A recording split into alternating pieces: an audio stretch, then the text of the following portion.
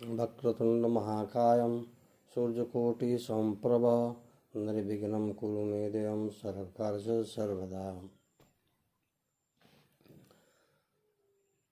मैं डॉक्टर चंद्रभूषण तिवारी, जूथालाल संस्कृत महाविद्यालय महौलिया, पश्चिम चंपारण। आज ऑनलाइन क्लास के माध्यम से मैं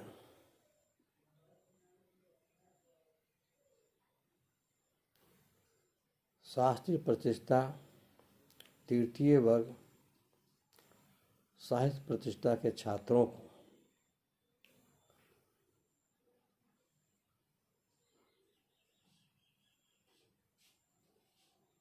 भवभूति का मालती माधव एवं महावीर चरितम जो दो नाटक हैं, उस संदर्भ में मैं छात्रों का मार्गदर्शन करना चाहूँगा, क्योंकि उनकी जो तीसरी जो नाटक कला है, नाट्य की पुस्तक है, वो है उत्तर रामचरितम। उत्तर रामचरितम से संबंधित गत दिनों की कक्षाओं में चर्चा की गई थी, अर्थात कल। इसलिए मैं उत्तर रामचरितम के संबंध में छात्रों को न बताकर आज उनकी जो दो रचना है, दो नाटक है। प्रथम है मालती माधव, जो उनकी प्रथम कृति मानी जाती है, और दूसरी कृति है महावीर चरितम। जैसे नामकरण से ही विषय वस्तु की जानकारी हो जाती है, तो इनका जो प्रथम नाटक है मालती माधव, उसके श्रवण मात्र से ही लगता है इसमें दो नायक नायिका है, एक मालती है, दूसरा माधव है। यह उनकी प्रथम नाटक है। एवं महावीर चरितम जो नाटक है वो रामायण पर आधारित नाटक है।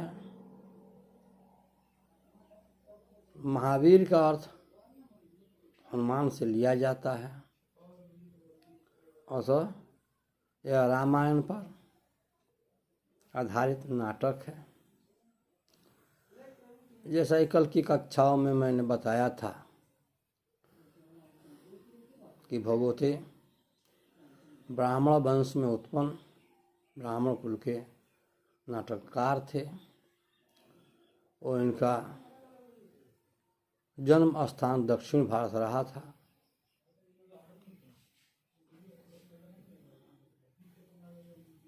उनके पिता का नाम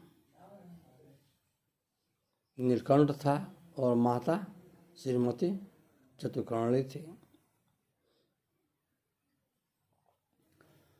इनका जो मालती माधव नाटक है, इस नाटक में 2 अंक और मालती एवं माधव के पौणे गाथाओं का इसमें अभिनय किया गया है। इसीलिए इस नाटक का नाम मालती माधव रखा गया है।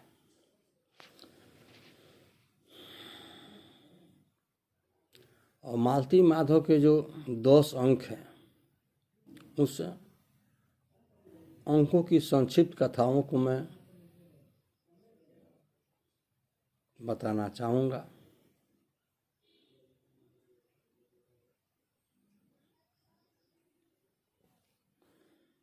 वैसा कि कल भी हम लोग चर्चा किए थे कि संस्कृत के कवि विद्वान अपना परिचय या काव्य का परिचय अपने काव्यों में नहीं देते थे, परंतु भवभूति ने अपने काव्यों में अपना नाम उल्लेख किया है, जिससे इनके समय आदि का भी पता लगाया जा सकता है। संस्कृत साहित्य के अध्ययनोपरांत या तर्क वितर्कों के पश्चात यह निर्धारित हो जाता है कि नाटककार भवभूति का समय 750 से 800 ईस्वी के आसपास कहा जा सकता है। अब इनकी जो प्रथम नाटक है मालती माधव, उसके 10 अंकों के संबंध में मैं कुछ व्याख्या करना चाहता हूँ।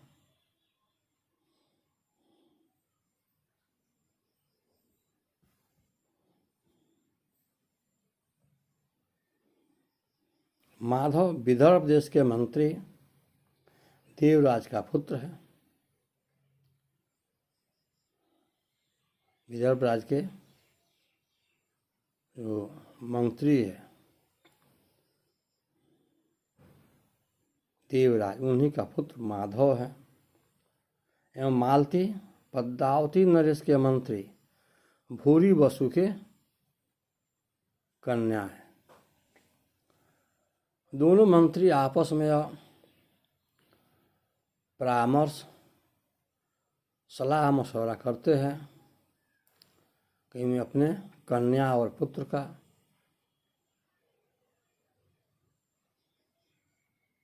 विवाह संस्कार अपने इच्छा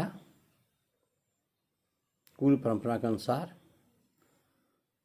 करूँगा।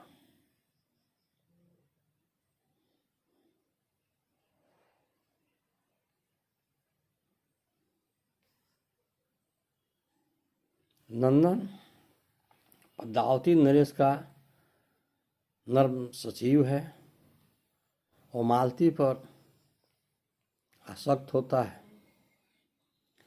और मालती से परिणय या विवाह करने का इच्छुक होता है।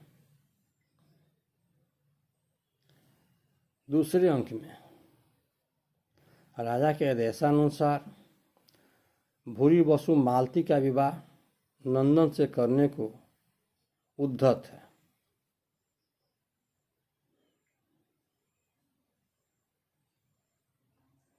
कामंदकी मालती को तैयार कर लेती है। आगे के अंकों में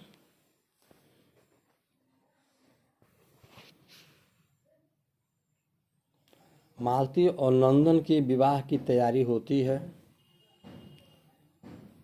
यह भवभूति की प्रथम नाटक है। इसकी रचना गद्य एवं पद्य दोनों में मिली जुली हुई है। अर्थात यह जो मालती माधव है, इसकी रचना सिर्फ गद्य में नहीं है, सिर्फ पद्य में नहीं है, अर्थात गद्य एवं पद्य में निश्चित रूप से दोनों तरह के रचनाएं की गई हैं। कुछ गद्य में है, कुछ पद्य में है।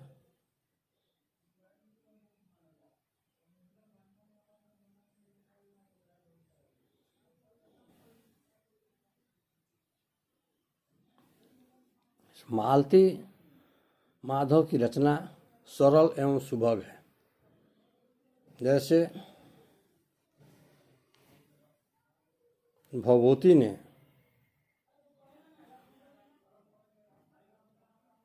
अर्थ गौरव को चरितार्थ करते हुए जो लिखा है, शास्त्रे प्रतिष्ठा सहजस्व बोध प्रागल्भ्यम भस्यम गुणः च वाणी कालानुरोधेन प्रतिभाववल्लमेते गुणः काम दुध क्रियासु।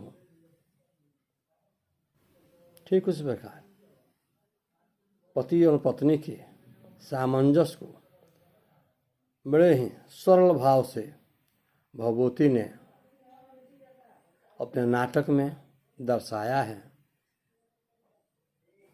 उस संदर्भ में भवभूति ने लिखा है,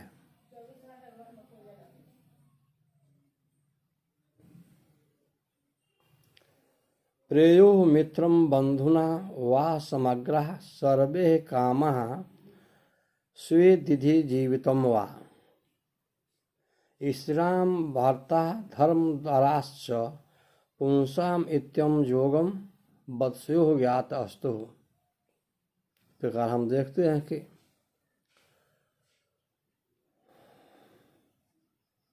भवभूति ने बड़े ही सरल शब्दों के द्वारा, समास रहित वाक्यों के द्वारा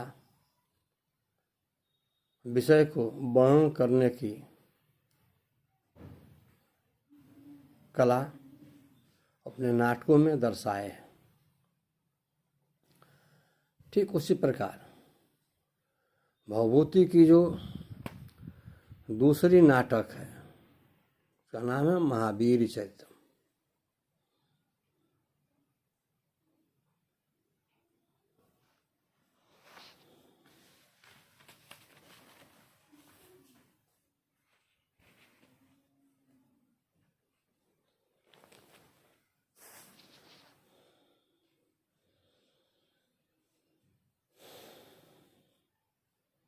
महावीर चरितम में 7 अंक है। प्रथम अंक में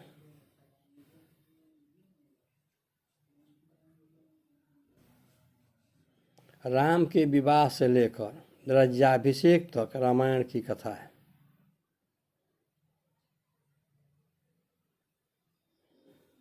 राम के विवाह से लेकर राम के राज्याभिषेक तक की कथा इसे महावीर चरितम में आता है। इसमें प्रथम अंक में भवभूति ने दर्शाया है भगवान श्री राम धनुष भंग करके राम सीता का विवाह एवं रावण का क्रोधित होना, अर्थात यह कथा भी उन रामायण कथाओं से कुछ अलग सा है। प्रथम अंक में राम जनक द्वारा रखे गए धनुष को तोड़ते हैं और धनुष भंग होने के पश्चात रावण राम पर क्रोधित सा हो जाता है।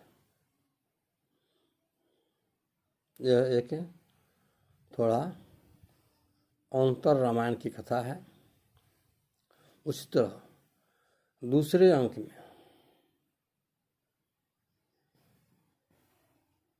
रावण का जो मंत्री माल्यवान है वो रावण को उत्तेजित करता है, अर्थात धनुष भंग होने के पश्चात रावण के साथ जो उसका सारथी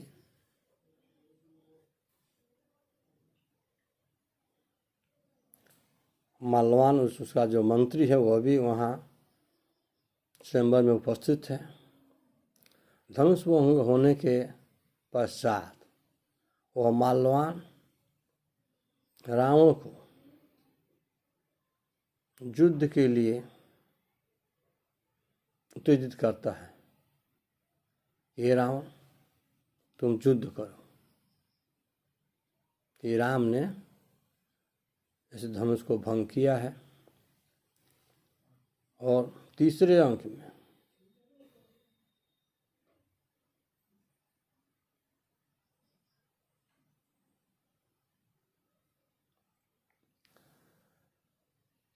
भगवान परशुराम स्वयंवर में आते हैं।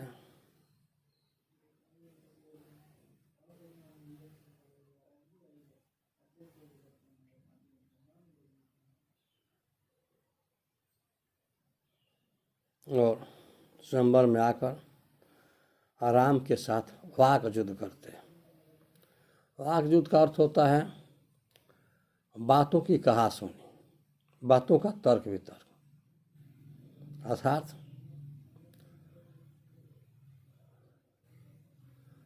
इसे महावीर चरितम प्रथम अंक में धनुष भंग को दर्शाया गया है, अभिनय किया गया है कि कैसे राजा जनक ने धनुष यज्ञ का आयोजन किया। दूर दूर के राजा ऋषि सभी उपस्थित हुए। उन सबों से आहत होने के पश्चात जनक को ग्लानि महसूस होती है। तत्पश्चात राम धनुष भंग करते हैं।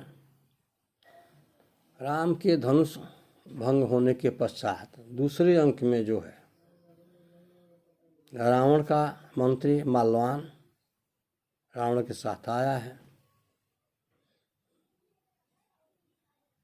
धनुष भंग होने के पश्चात परशुराम भी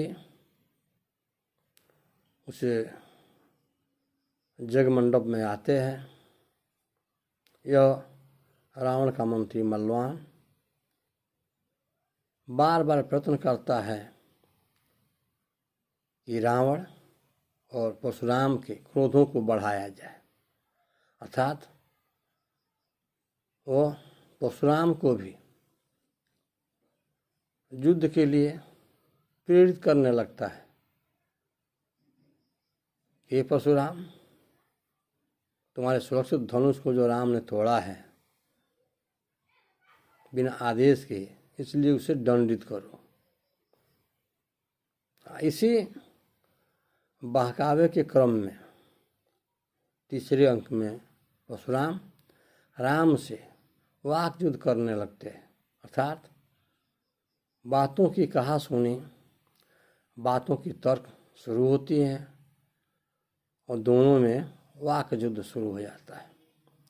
फिर चौथे अंक में परशुराम राम के द्वारा परास्त हो जाते हैं।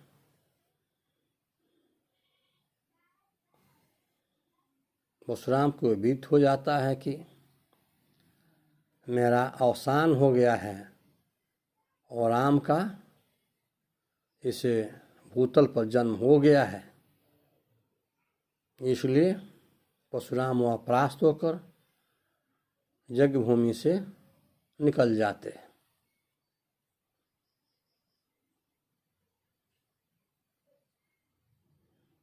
फिर पांचवा अत्यंत ही मनोहर है कि विवाह के पश्चात पुनः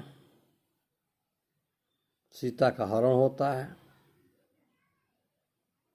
जटायु और रावण का युद्ध होता है। सुग्रीव और विभीषण से राम की मित्रता होती है। इसे घटनाक्रम में सीता हरण के पश्चात सीता आर्त अबला सहायता के लिए पुकारती है। जटायु आगे बढ़ता है और जटायु रावण को रोकने के लिए अथक चेष्टा करता है।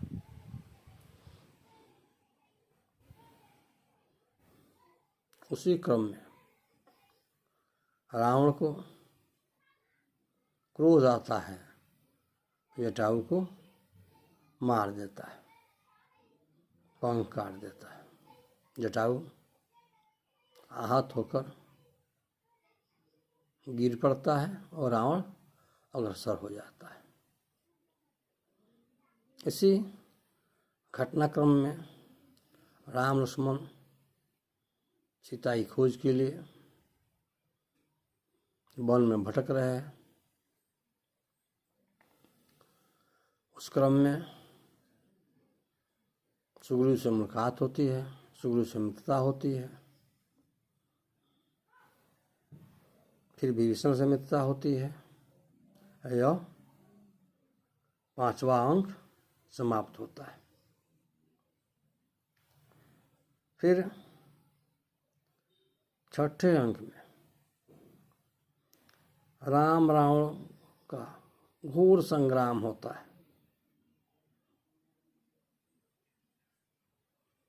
जो रावण त्रिलोक विजेता था, वो अपने पापों के, अत्याचारों के, दुराचारों के परिणाम स्वरूप राम के द्वारा मारा जाता है।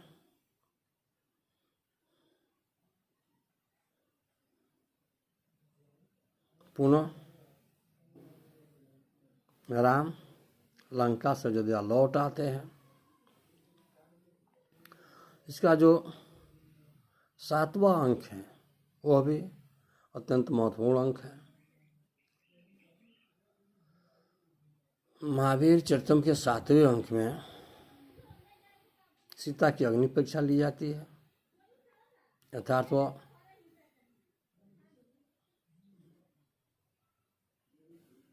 लंका के अशोक वाटिका में रही है, जंगलों में निवास की है। इस कारण लोक निंदा की वजह से भगवान श्री राम सीता की अग्नि परीक्षा लेते हैं और अग्नि परीक्षा में सफल होने पर पुनः अयोध्या में आते हैं।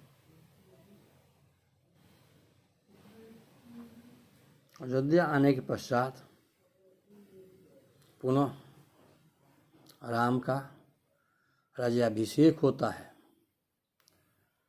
और राज्याभिषेक के पश्चात इसे महावीर चरितम के 7वें अंक की समाप्ति होती है। इस प्रकार हम देखते हैं कि नाट्य शास्त्र जगत में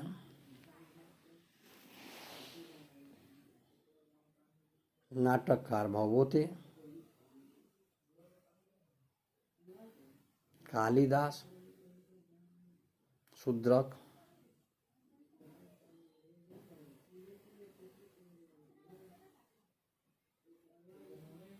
भास के समतुल्य हैं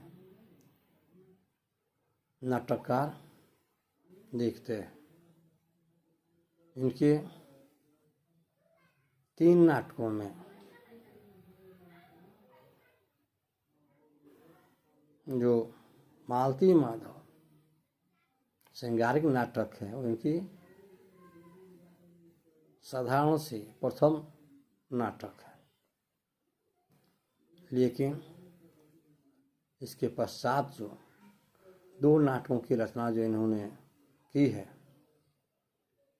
महावीर चरितम एवं उत्तर रामचरितम, इन दोनों नाटकों में महाकवि भवभूति ने अपने अंतरात्मा के भावों को उड़ेल दिया, जिसके कारण ये दोनों नाटक संस्कृत साहित्य में ही नहीं बल्कि जनमानस में इससे भूमंडल पर आज भी उतने ही प्रतिष्ठा प्राप्त करते हैं जितना भवभूति के समय। इसलिए इन नाटकों के अध्ययनों पर हम निष्कर्ष पर पहुँचते हैं कि नाटककार भवभूति भी कुशाग्र बुद्धि के नाटककार थे, जिससे इनके नाटकों का अभिनय व मंचन अत्यंत ही प्रशंसनीय है।